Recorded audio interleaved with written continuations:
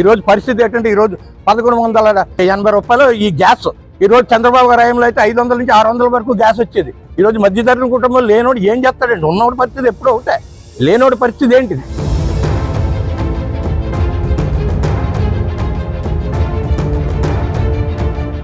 ఏ వర్గానికి, ఏ సామాజిక వర్గానికి, ఏ వర్గానికి న్యాయం చేయలేదండి ఇతను.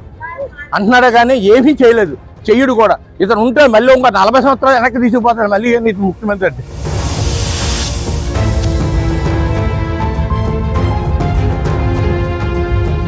ఈరోజు లోకేష్ బాబు పాదయాత్ర చేస్తుంటే ఎలా రెస్పాండ్ అవుతున్నారు యువత కానీ, మైనారిటీస్ కానీ, వీళ్ళందరూ కూడా ఎంత రెస్పాండ్ అవుతున్నారు అది మనం ఆలోచించాలి. పబ్లిక్ కూడా ఇవన్నీ గమనిస్తున్నారు. రేపు ఒక్కొక్కటికి చెప్పు దెబ్బలాగా నిన్ను సీట్ నుంచి దింపుతారు, రాష్ట్రం నుంచి తరిమి కొడతారు నేను జగన్మోహన్ రెడ్డి గారు.